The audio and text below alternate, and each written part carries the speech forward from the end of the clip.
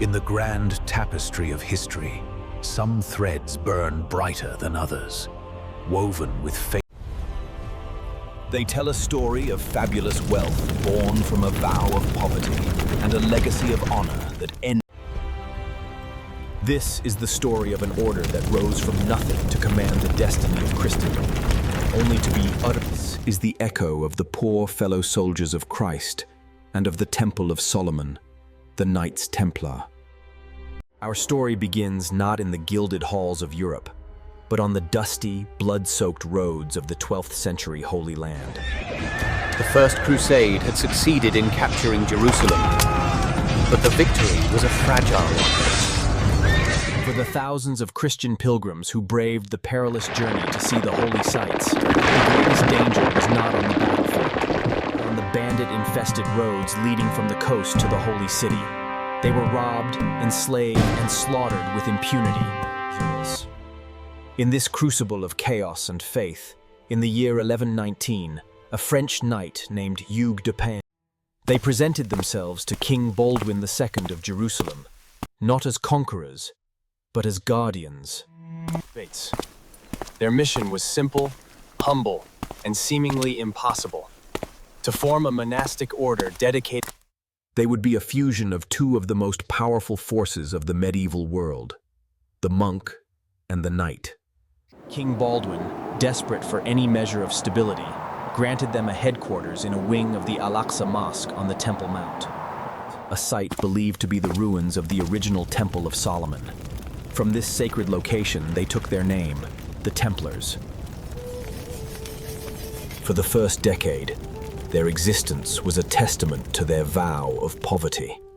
They were so poor, legend says, that the original 9 knights had to share horses, with 2 men riding a single beast. This image of humility and brotherhood would become their iconic seal, a powerful symbol that would, in time. They wore discarded clothes, relied on donations for food, and their numbers remained small. They were a noble but seemingly insignificant footnote in the grand drama of the Crusades. A tiny but that was about to change. They were about to find a champion who would transform them from a band of poor brothers into the army of God. The Templars' transformation from obscurity to legend can be credited to one of the most influential men in Europe, Bernard of Clairvaux. A charismatic abbot and a spiritual powerhouse, Bernard saw in the Templars the physical manifestation of his ideal Christian warrior. In 1129, at the Council of Troyes, Bernard championed their cause with fiery eloquence. He authored a treatise in praise of the new knighthood, which laid out the moral and spiritual framework for the order.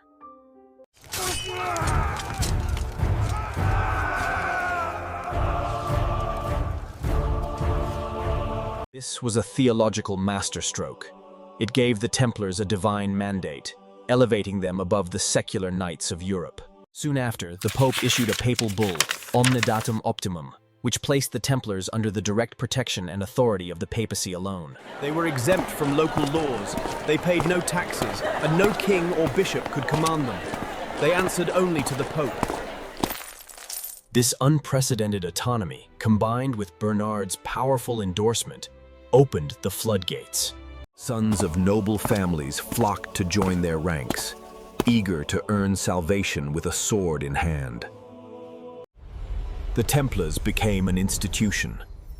They established a vast network of commanderies across Europe, which acted as recruitment centers, training grounds, and logistical hubs that funneled a constant stream of men, money, and supplies to the Holy Land. On the battlefield, they were magnificent, clad in their iconic white mantles adorned with a simple red cross.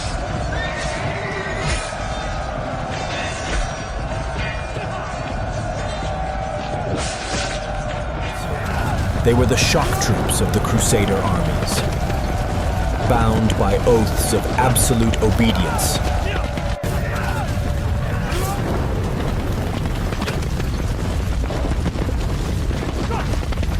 They were forbidden from retreating unless outnumbered 3 to 1. They fought with a disciplined ferocity that terrified their enemies. At the Battle of Montgisard in 1177, A force of around 500 Templars helped lead a small Crusader army to... They were the tip of the spear, the unbreakable shield, a symbol of Christian might in an age. The Templars' military prowess was matched only by their organizational genius. Their vast network of properties across Europe and the constant flow of capital to fund the Crusades, the world's first multinational banking system.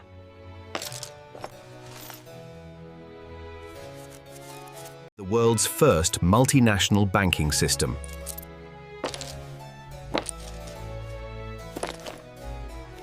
A nobleman wishing to make a pilgrimage to the Holy Land faced the immense risk of being robbed of his gold along the way. The Templars offered a solution. The nobleman could deposit his gold at the Templar commandery in London or Paris and receive a coded letter of credit.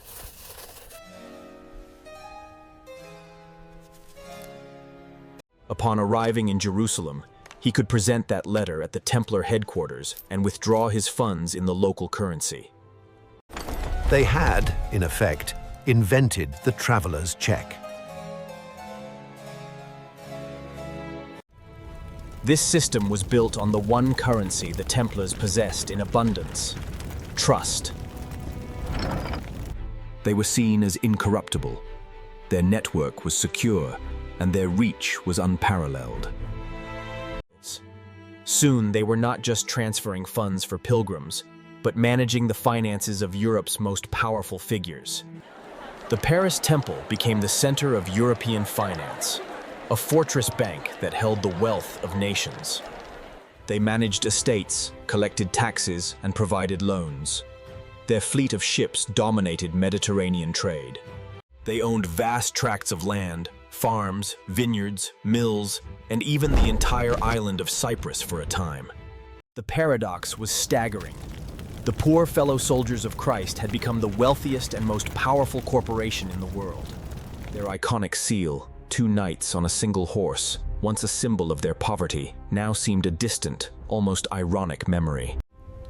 Their success was their strength, but it also sowed the seeds of their destruction. By the dawn of the 14th century, the golden age of the Crusades was over. The last Christian strongholds in the Holy Land had fallen. The Templars, their original mission now obsolete, returned to Europe, but they were not humble retirees. They were a standing international army, immensely wealthy, secretive, and accountable to no one but the Pope. Nowhere was this threat felt more keenly than in France. The French throne was occupied by King Philip IV. Philip was a modern monarch, a ruthless centralizer of power who believed in the absolute authority of the king. He was also ambitious, perpetually at war, and catastrophically in debt. And his single largest creditor was the Knights Templar. From his palace on the Île de la Cité, Philippe looked across at the imposing Paris Temple. He saw an organization whose power rivaled his own, one whose immense, untaxed wealth could solve all his financial problems. A plan began to form, a conspiracy of breathtaking audacity and cruelty. With the help of his cunning chancellor, Guillaume de Nogaret, Philip began a secret campaign of propaganda, spreading malicious rumors about the Templars. Whispers circulated in the dark corners of the court. Tales of secret initiation rites, of... He needed a pretext, and heresy was the perfect crime, a charge so vile it would strip the knights of their heroic benefice. He found a pliable ally in Pope Clement V, a Frenchman who owed his position to Philip, effectively making him a pawn of the French crown. Under immense pressure, the Pope remained silent as the king laid his trap.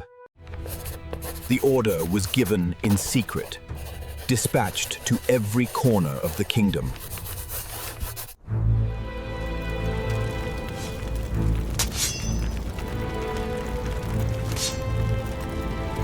In a single, coordinated military operation, every Templar in France was arrested. Caught completely by surprise, the warrior monks, accustomed to open battle, found themselves trapped in a chaotic melee they could not win.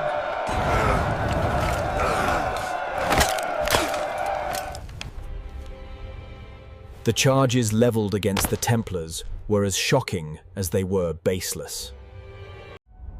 They were accused of denying Christ and spitting on the cross during their secret initiation ceremonies. They were accused of idolatry, of worshipping a demonic head known as Baphomet.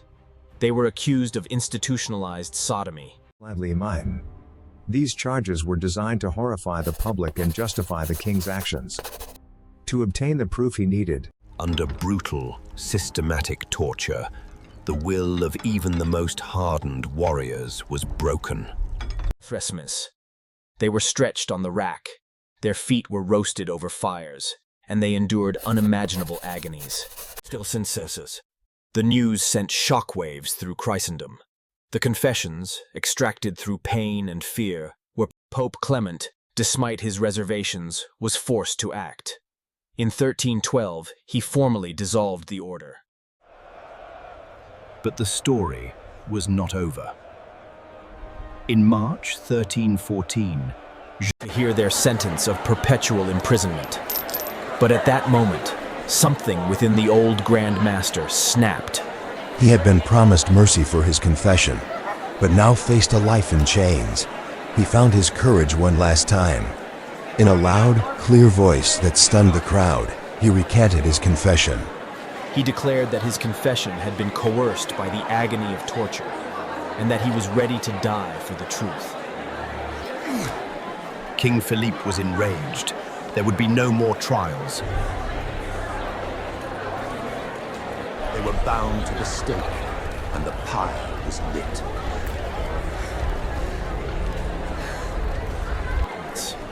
As the flames rose, legend claims that de Molay issued a final, chilling curse, summoning. Whether a curse or a coincidence, Pope Clement V died just 1 month later. King Philip the Fair died in a hunting accident before the year was out. The Grand Master's final prophecy had come true. But it was too late for the order. With the stroke of a papal pen,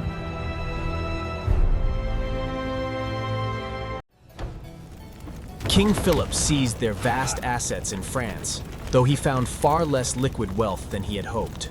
The surviving Templars were pensioned off or absorbed into other monastic orders, vanishing into the fabric of medieval society.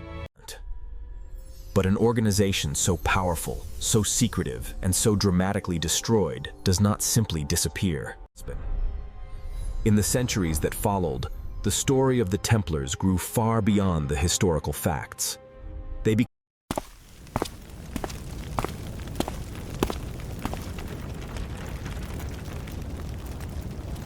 Were they the secret guardians of the Holy Grail, the cup of Christ, which they had discovered beneath the Temple of Solomon? did they possess the Shroud of Turin? Did the surviving knights flee with their legendary treasure fleet, escaping to Scotland or Switzerland to form the basis of the Freemasons? And hidden treasures?